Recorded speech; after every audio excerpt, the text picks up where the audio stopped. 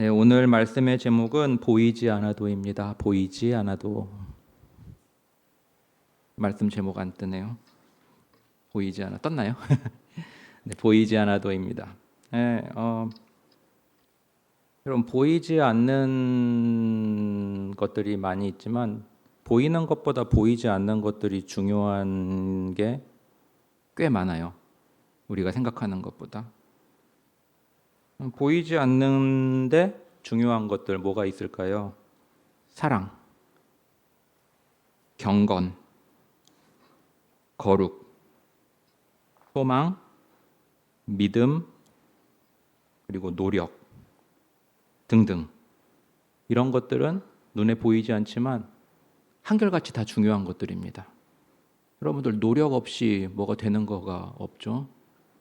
예, 우리 중고등부 선생님들 다 그 자리에 오르시기까지 신앙의 노력, 또 삶의 노력, 이 사회에서 치열한 삶, 노력 없는 게 없어요.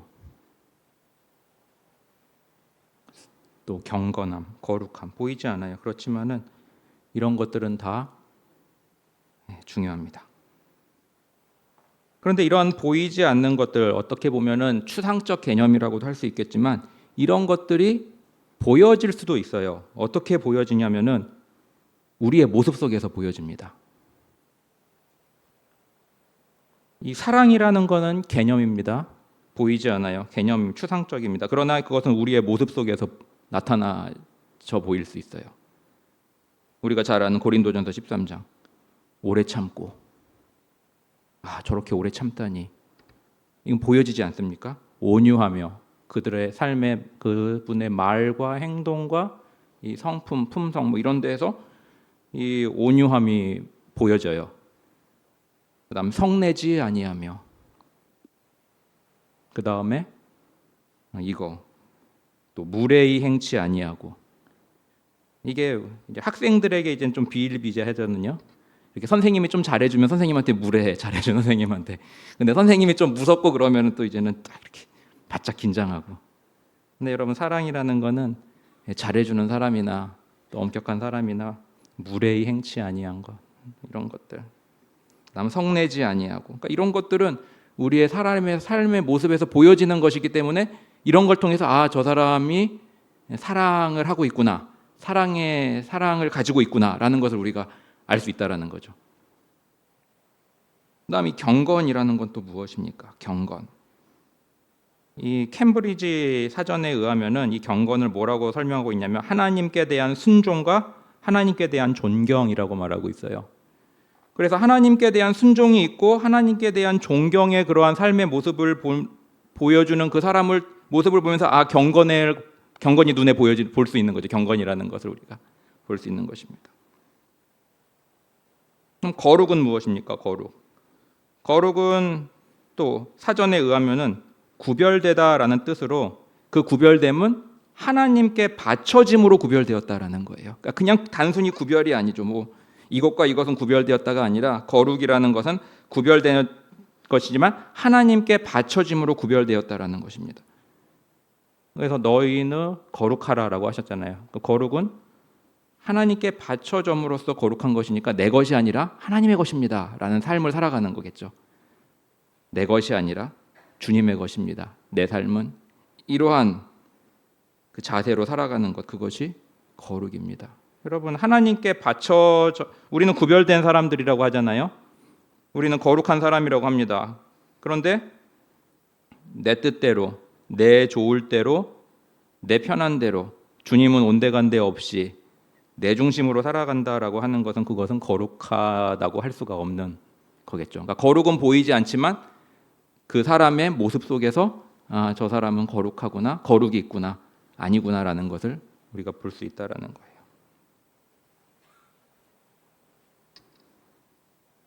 여러분 성공 많이 들어보셨죠? 우리 학생들 성공하고 싶으실 것입니다. 근데 이 성공의 여부가 무엇이나요? 성공의 여부는 부와 명예라고 할 수 있습니다. 여러분 많은 재물이 들어오는 것. 그 다음에 유명해지는 것. 누구한테 가서도 너 민재 알지? 그러면은 민재 알아요. 이렇게 이런 게 유명해지는 거 아니겠습니까? 그래서 이 세상에 이 유명한 사람들을 보면은 그냥 크게 두 종류 같아요. 재물이 많아서 유명해지는 사람이 있는 반면 또는 유명해져서 재물이 많이 생기는 사람도 있습니다. 그래서 재물이 많아서 유명해지는 대표적인 사람은 우리 이재용, 그다음에 페리스 힐튼, 그리고 만수르 뭐 이런 분들이 재물이 많아서 유명하신 분들이고요. 그다음에 유명해져서 재물이 많아지는 사람들의 부류는 뭐 많죠. 아이유, 손흥민, 그다음에 지용, 다른 말로는 지드래곤이라고도 불리는 뭐 이런 사람들 유명해져서 재물이 많이 들어온 사람입니다. 또 어떤 이는 금수저로 태어나서 성공하기도 하고 또 어떤 이는 천부적인 재능으로 성공을 하기도 합니다. 그래서 예를 들어서 모차르트, 음악의 신동이라고 불리웠잖아요. 그리고 네오나르도 다빈치, 뭐 다방면의 박학다시겠죠. 그다음에 아인슈타인, 뭐 사후에 그의 뇌를 연구할 정도로 아주 특별한 그러한 천부적인 재능을 가진 사람들이 있었습니다. 그러나 대부분은 노력으로 성공이 이루어지는 경우가 많이 있습니다. 노력 보이지 않지만 그것은 또 그 사람을 통해서 보여지는 것이긴 하죠. 노력은. 그 다음에 어떤 이는 상황과 환경으로 또 이렇게 성공의 길로 들어서기도 합니다. 뭐 예를 들어서 길거리 캐스팅에 당해가지고 대표적인 예가 이 런닝맨의 송지효 그리고 또 배우 이정재 이런 사람들이 길거리 캐스팅이라 그래요. 그 다음에 또 어떤 이는 줄을 잘 서서 그래가지고 줄을 잘 서서 성공에 가기도 하고 그렇습니다. 그리고 또 어떤 이는 우연찮은 만남을 통해서 또 나름 잘 되어진 케이스가 있습니다. 예를 들어서 이 어느 허름한 이 여관에 노 부부가 들어왔는데 묵으려고 그런데 거기에 있던 그 종업원이 되게 친절하게 잘해줬어요. 허름한 그냥 노인 부부였는데, 근데 알고 보니까는 그 노 부부가 굉장한 이 호텔의 소유자였던 거예요. 그래가지고 그 노 부부가 감동을 받아서 자기 호텔의 그 지배인으로 스카우트하는 뭐 이런 것들은 이제 우연한 만남에서 친절을 베풀어서 이렇게 좀 잘 되어진 경우라고도 할 수 있겠죠. 그래서 뭐 이런 이유든 저런 이유든 사람들은 이제는 성공을 하기를 원하고 또 성공으로 들어서기도 하고 뭐 또 잘 살아가고 또 형통하고 뭐 이렇게 되기도 합니다. 그런데 사람들이 이해하지 못하는 일이 있으니 바로 그것은 악인들의 형통이라는 것입니다. 악인들의 형통. 그런데 사실 선하다, 악하다, 그리고 착하다, 나쁘다는 주관적인 경우가 많아요. 예를 들어 볼게요. 별명이 리틀 빅 조라는 사람이 있어요. 리틀 빅 조. 리틀은 뭐죠? 작다. 근데 빅은 뭐예요? 크다. 근데 이름 리틀 빅 조라는 사람이 있습니다. 이 사람은 엄청나게 등치가 큰 사람인데요. 그런데 이 이름에 답게 좀 모순적인 사람이에요. 해적입니다. 해적. 그래서 이 리틀 빅 조는 해적인데 이 해적선에서는 막내예요. 막내.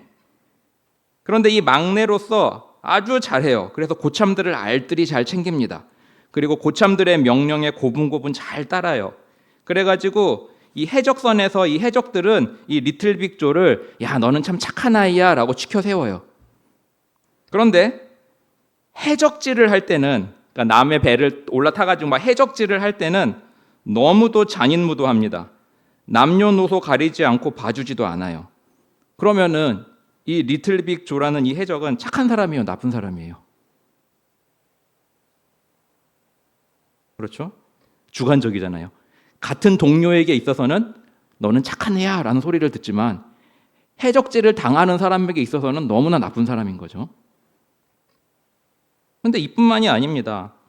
우리 사회에서도 그렇습니다. 사회에서는 거칠고 냉혈 아닌 찔러도 피 한 방울 나올 것 같지 않다고 여겨지는 사람이 가정에서는 자녀들에게 좋은 아빠이고 좋은 엄마일 수 있는 거예요. 그럼 애들은 그 부모를 볼 때, 엄마 아빠를 볼 때 너무나 좋은 엄마 아빠예요. 그러나 사회에서는 찔러도 피 한 방울 나오지 않는 냉혈한 아주 거친 사람, 나쁜 사람, 그러한 사람이라는 것이죠. 그럼 이 사람은 좋은 사람이에요, 나쁜 사람이에요? 이것도 주관적인 모습이 되겠죠.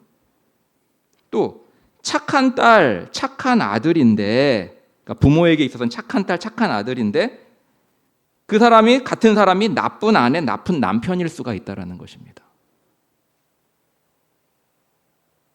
그럼 이렇게 주관적이에요, 다. 여러분들이 악하다고 생각하는 사람, 뭐 나쁘다고 생각하는 사람이 항상 모든 사람에게 나쁘다고 평가받는다는 건 아니라는 거예요. 그럼 도대체 무엇이 선하고 무엇이 악한 것입니까? 무엇이 착하고 무엇이 나쁜 것인가요? 그런데 성경은 악인이 있다고 말씀하고 있습니다. 그리고 성경의 저자들은 악인의 성공을 바라보며 의아해하고 있어요. 우리 욥기 21장 7절에서 15절 쉬운 성경인데요. 한번 같이 읽어보도록 하겠습니다. 같이 읽어볼게요. 어떻게 악인이 잘 살고 오래 살며 권세를 누리는가? 그들의 자녀도 번창하고 손주들까지 잘 자라는 것을 보며 살고 있네. 악인의 집에는 공포도 없고 하나님의 꾸중하시는 채찍도 없는 듯하네. 악인의 황소는 어김없이 새끼를 치고 암소도 새끼를 잘 낳지. 그들의 자녀들이 양떼처럼 춤추며 뛰어놀고 소고와 수금 연주에 맞춰 노래하며 피리 소리에 즐거워하는구나. 저들은 행복하게 지내다가 평안히 무덤으로 내려가지. 그런데도 저들은 하나님께 우리를 내버려 두세요. 우리는 당신의 진리를 알고 싶은 마음이 없어요. 전능자가 누구이기에 우리가 그를 섬기고 그에게 기도해야 하나요? 라고 말한다네.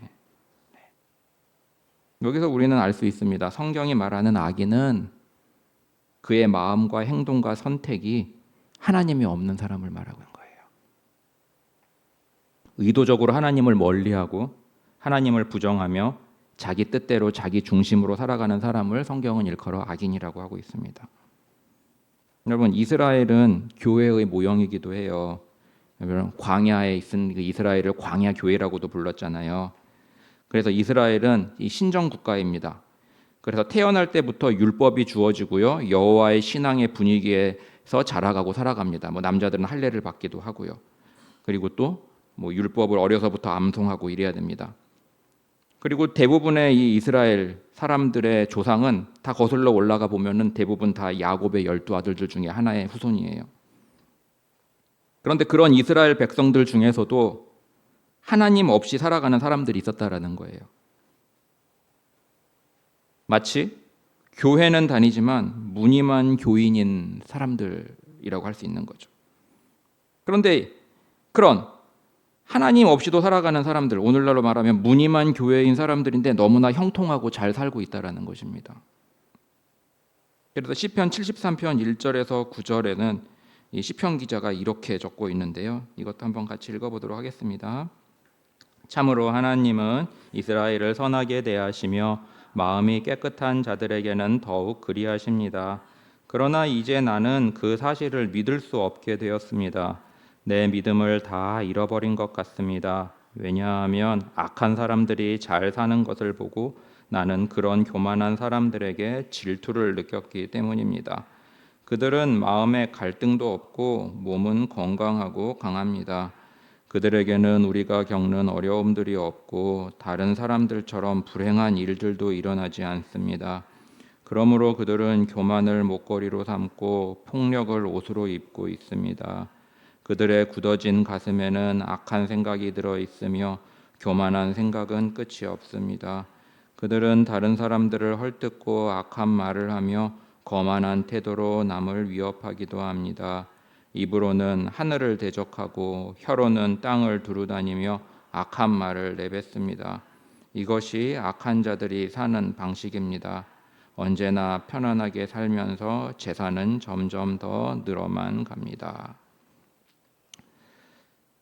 네, 오늘 우리가 읽었던 이 예레미야 12장 1절 본문을 비롯해서 또 욥기서 또 시편 방금 읽은 시편, 이렇게 성경에는 이러한 유사한 내용들이 적지 않게 나오고 있습니다. 그럼 이것은 뭐예요? 옛날부터 세상이 그래 왔다는 거예요. 우리가 이해할 수 없는 일로 가득 차 있는 그러한 것을 우리에게 알려주고 있습니다. 그래서 그리스도인들은 혼란스럽습니다. 왜 혼란스러워요? 예, 우리 생각에는 또 성경에 보면은 선한 사람이 잘 되고 악한 사람은 잘 되지 않아야 하는데 꼭 그렇지만은 않다라는 것입니다. 오히려 그 반대 그 경우도 너무나 종종 볼 수 있다라는 거예요. 그래서 시편 기자도 이렇게 탄식하며 토로합니다. 우리 시편 73편 13절 한번 같이 읽어보겠습니다. 내가 무엇 때문에 마음을 깨끗이 하였단 말입니까? 내가 죄를 짓지 않고 성실하게 살려는 것이 무슨 소용이 있단 말입니까? 아멘. 네, 우리 학생들에게 다른 말로 해볼까요? 저 예배도 빠지지 않았는데 왜 대학 떨어졌어요? 이런 거. 저 봉사도 열심히 했는데 왜 원하는 과에 들어가지 못했죠? 이런 거. 저 친구는 예배 엄청 많이 빠졌는데 명문대 들어갔잖아요. 근데 저는 왜 이렇게 된 겁니까? 뭐 이런 거.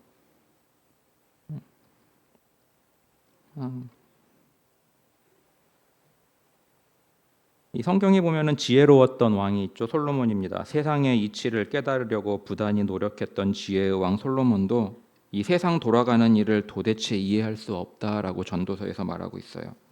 그래서 전도서를 읽어보면은 모순투성이 같은 세상을 보게 됩니다.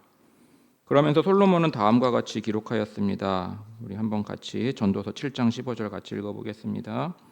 짧고 헛된 인생을 살면서 나는 다 보았다. 착한 사람이 착한 일을 하다가 쓰러지기도 하고 나쁜 사람이 그지없이 악한 일을 하면서 오래 살기도 한다.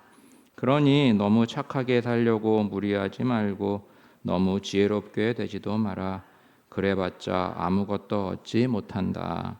그러나 못되게 살아서 일부러 위험한 길을 택하지는 마라. 쓸데없이 명을 재촉할 까닭이 무엇인가? 네. 솔로몬 왕도 세상을 돌아가는 것을 보니 이런 일들이 보여지더라는 것입니다. 착한 사람이 착한 일을 하다가 쓰러지기도 해요. 근데 우리도 보지 않습니까? 이 다른 사람을 도와주다가 과로로 쓰러지는 사람. 그런 다음에 일본에서 그 의인이라고 불리는 한국인 있죠. 이 전철역에서 그 일본인 구하고 자신이 대신 목숨을 잃었던 그 일본에서 의인이라고 불려진 한국 사람도 있죠. 다른 사람 착한 일 하다가 도리어 다시 죽었어요. 그리고 또 이 전쟁터에서 이 사람을 치료하고 구하는 의료 사역을 하다가 포탄에 맞아서 목숨을 잃는 사람들도 얼마나 많습니까? 이런 것들이 다 뭐예요? 착한 사람이 착한 일을 하다가 쓰러지는 그러한 모습처럼 보여지는 것입니다. 반면에 나쁜 사람이 그지없이 악한 일을 하면서 오래 살기도 하는 것도 우리는 봅니다.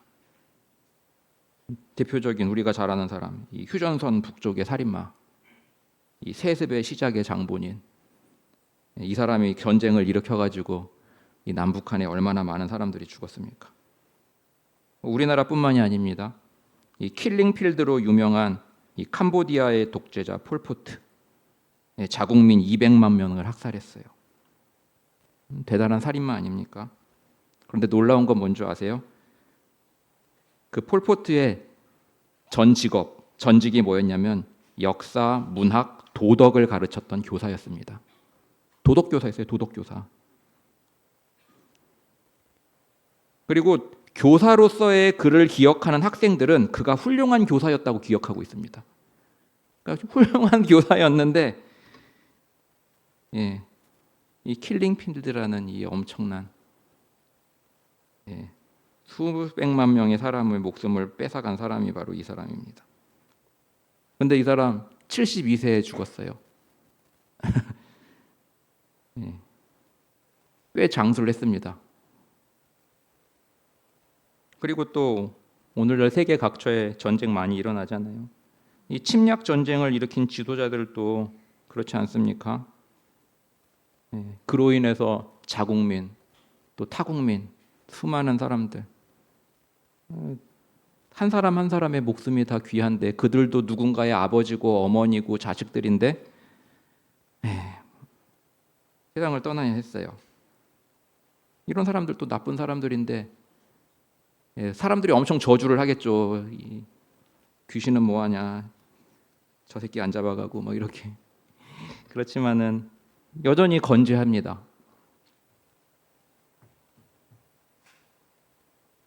여러분, 그래서 솔로몬은 이렇게 말하고 있어요. 그래서 그러니 너무 착하게 살려고 무리하지 말고 너무 지혜롭게 되지도 마라. 그러나 이것이 또 우리에게 그러면은 그냥 막 살자 이게 아닙니다.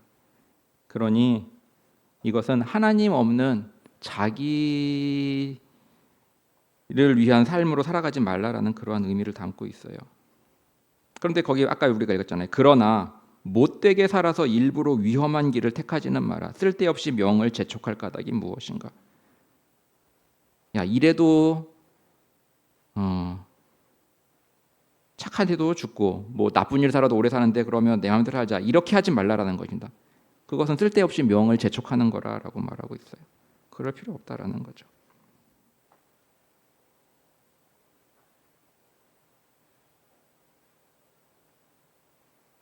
그래서 우리는 교만한 모습의 삶은 그러니까 하나님 없는 교만한 그러한 모습에서는 우리는 벗어나야 할 것입니다. 여러분들 그래서 갈라디아서 6장 10절에서는 이렇게 말하고 있습니다. 우리 한번 같이 읽어보겠습니다. 시작. 그러므로 갈라디아서 6장 10절 제가 읽어드릴게요. 그러므로 우리는 기회에 있는 대로 모든 이에게 착한 일을 하되 더욱 믿음의 가정들에게 할지니라. 하나님께서 우리 믿는 하나님의 백성들에게 기회 있는 대로 착한 일을 하되 더욱 믿음의 사람들에게, 믿음의 형제 자매들에게 그렇게 하라라고 말하고 있습니다. 그러니까 이게 뭐예요? 같은 교회 안에 있어요. 그래서 보니까는 저 사람은 어떻게 해서든지도 교회를 떠날 것 같지 않아. 그리고 신앙을 버릴 것 같지도 않아. 그러니까 막 하는 거야. 내 하고 싶은 대로.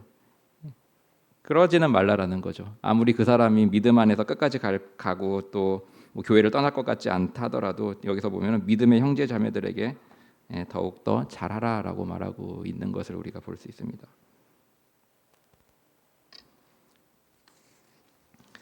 솔로몬이 전도서에서 말하는 것은 그런 거예요. 무엇이냐면은 이 세상의 삶에 이 세상에 돌아가는 걸 보니 이해할 수 있는 일들이 너무 많은데 이러한 모순된 현실, 이 모순된 현실을 배척하지 말고 그리고 거기서 완전히 단절하지 말고 그 세상을 있는 그대로 받아들이며 살아가라라는 것을 우리에게 말하고 있습니다.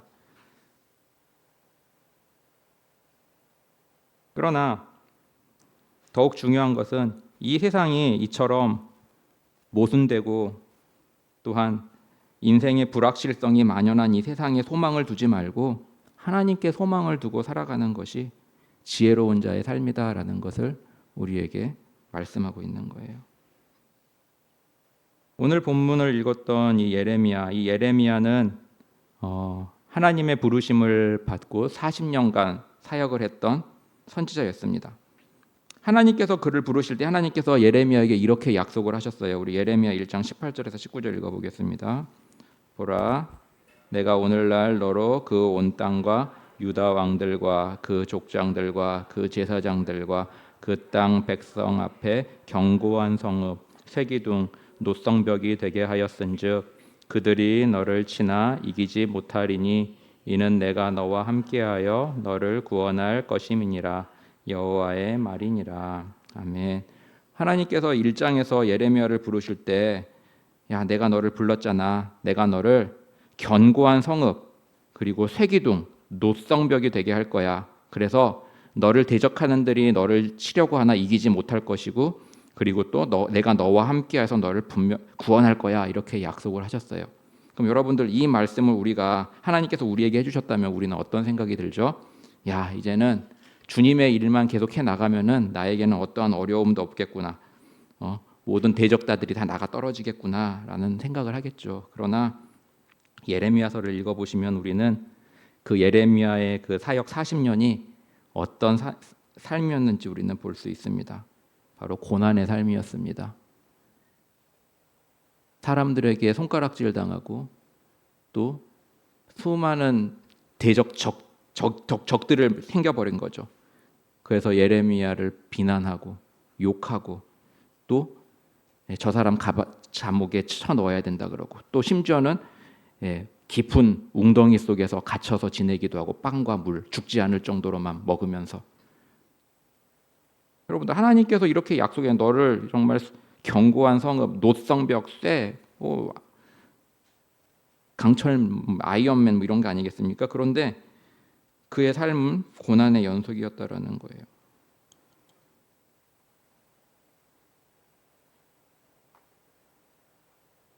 다윗이 기름 부음 받았을 때는 10대였습니다. 왕이 될 때는 나이가 30이었죠. 그럼 10대 때 기름 부음 받았어요. 왕으로 기름 부음을 받았습니다. 그리고 왕이 되는 그 30년. 그래서 왕이 될 때가 나이 30이었잖아요. 그래서 그 사이의 기간은 다윗에게 있어서 고난의 연속이었고 시련의 연속이었고 자기의 목숨을 부지하기 위해 미친 척도 해야 되고요. 그리고 또 이 동굴 저 동굴 이렇게 피해 다니며 지친 삶, 고난의 삶을 살아갔습니다. 그리고 왕이 되었네요. 그런데 우리가 잘 알죠? 왕이 되어서도 그에겐 바람잘 날이 없었습니다. 아들의 배신, 또 가장 친한 책사의 배신, 그리고 또 비난 등등. 희한하죠. 하나님께서 예레미야에게 그렇게 함께하겠다 지켜주겠다 했지만 고난이었고 또 다윗도 기름 부음을 받았지만 고난, 왕이 되어서도 고난. 그런데 이 중국에 여러분 진시황이라고 들어보셨죠? 진시황. 이 진시황은 이 중국인들이 선정한 가장 위대한 중국인 2위에 오른 사람입니다. 그럼 1위는 누구냐면은 공자예요.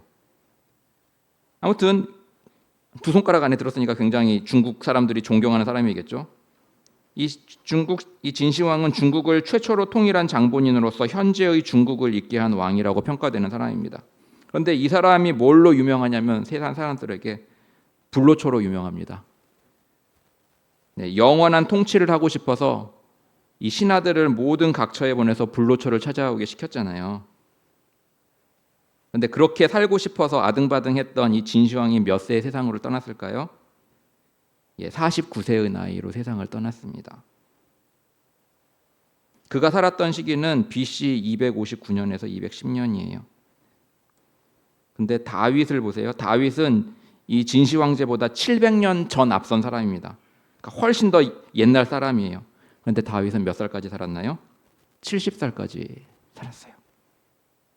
여러분 다윗은 무엇입니까? 무슨 왕이 전에 뭐였습니까? 왕이 되기 전에 군인이었습니다. 야전 군인이었어요. 야전 사령관이고 또 전투를 했던 이런 군인이었습니다. 그런데 놀라운 것은 성경에 다윗이 부상당했다는 말이 없습니다. 여러분들 지금 전쟁 중에 있는 이 우크라이나와 러시아 전쟁 중에서 이 수많은 별들이 이 장성들이죠. 목숨을 잃었어요. 이 전쟁터에서. 전쟁터가 그런 것입니다. 이 별들이라고 봐주지 않아요.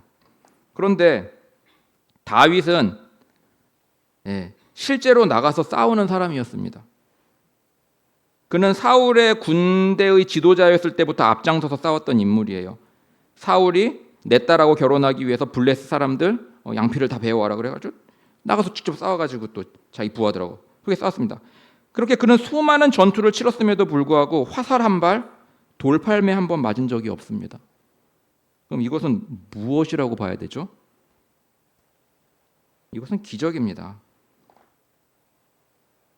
하나님의 보이지 않는 손이 그를 보호해 주셨다라고 설명할 길이 없는 거예요. 이 역사서에서 보면 열왕기서, 역대기서에 보면은 왕들도 전장터에 나가서 화살에 맞아 전사하는 기록들도 있습니다. 그러니까 왕도 화살에 맞아서 죽은 왕도 있었는데 다윗은 군인 시절부터 왕에 이르기까지 그가 늙어서 생명을 다하는 그날까지 하나님의 보이지 않는 손이 그를 보호해 주셨기에 그는 그 많은 전투에서도 화살 한 발 맞지 않고 그렇게 살아갈 수 있었던 것이죠.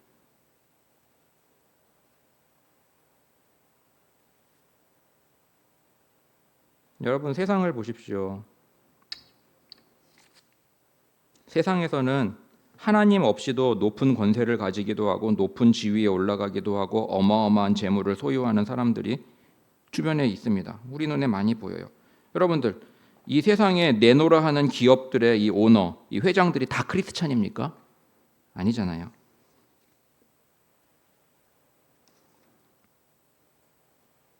모든 사람들은 일반 은혜를 입었기에 자신의 노력 여하에 따라 또 그 배경과 상황에 따라 소위 성공의 삶을 살아갈 수 있습니다. 그런데요, 예레미야 32장 19절에서 이렇게 말씀하고 있는데 한번 같이 읽어보겠습니다. 주께서는 예레미야 32장 19절입니다. 주께서 같이 읽어볼게요. 주께서는 사람이 행하는 모든 일을 보십니다. 그들이 살아온 길과 행한 일에 따라 합당하게 다루십니다. 주님께서는 다 보고 계시는 거예요. 믿는 사람이든 믿지 않는 사람이든 사람이 행하는 모든 일을 보고 계신다라고 말하고 있습니다. 그들이 살아온 길과 행한 일에 따라 합당하게 다루신다라고 말씀하고 있어요. 여러분, 이런 말이 있습니다. 사람을 볼 때는 현재 하고 있는 말이 아니라 그 사람의 지나온 길을 봐야 한다라는 말이 있어요. 그러니까 그 사람이 현재 말을 막 잘하고 그래서 그 사람에게 대단한 사람이다 이렇게 우리는 생각하는 그런 경향이 많지 않습니까? 그런데 이 격언에서도 사람을 볼 때는 하고 있는 말이 아니라 지나온 길을 봐야 한다라고 하고 있어요. 그런데 이것을 가장 정확하게 하시는 분이 우리 하나님이시라는 겁니다. 주님이시라는 거예요. 그래서 시편 9장 27, 히브리서 9장 27절 같이 읽어보겠습니다. 한 번 죽는 것은 사람에게 정하신 것이요 그 후에는 심판이 있으리니. 하나님께서 다 예비하신 것이다라는 겁니다. 그리고 시편 73편 17절 19절도 같이 읽어보겠습니다. 하나님의 성소에 들어갈 때에야 저희 결국을 내가 깨달았나이다. 주께서 참으로 저희를 미끄러운 곳에 두시며 파멸에 던지시니 저희가 어찌 그리 졸지에 황폐되었는가 놀람으로 전멸하였나이다. 아멘. 그래요. 하나님은 공평하시다라는 거예요. 왜? 하나님은 그들이 살아온 길과 행한 일을 다 보고 계시고 그에 따라 선악간에 심판하시기 때문입니다.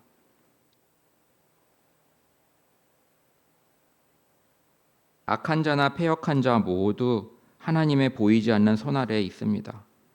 악한 자나 패역한 자 모두가 하나님의 주권적 통치 아래에 있습니다. 어느 누구 예외도 없습니다. 사탄도 예외가 없어요. 그럼 말 다 했죠.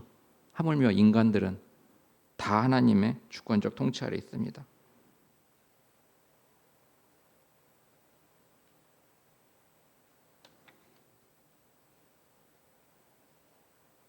출애굽기에 보면은 하나님께서 바로의 마음을 강팍케 하셨다고 말씀하고 있습니다. 이 말은 하나님께서 그를 악한 가운데 내버려 두셨다는 거죠. 그런데 하나님께서 바로의 마음을 강팍케 하셨다는 데는 이유가 있습니다. 왜냐하면은 그로 하여금 10가지 재앙을 온전히 받게 하기 위해서 그로 강팍케 하셨던 거예요. 그러니까 강팍한 대로 내버려 두신 거예요. 이 악한 바로로 인해 또 무슨 일이 있었습니까? 이스라엘 백성들이 하나님께 부르짖었어요. 바로가 유하고 착했다면 부르짖었겠습니까? 악한 바로로 이스라엘이 하나님을 찾았다는 거죠. 사사기에도 우리가 보지만 사사기에서도 악한 가나안 왕들의 괴롭힘과 학대가 있었기에 이스라엘이 하나님을 찾고 부르짖었다라는 거예요.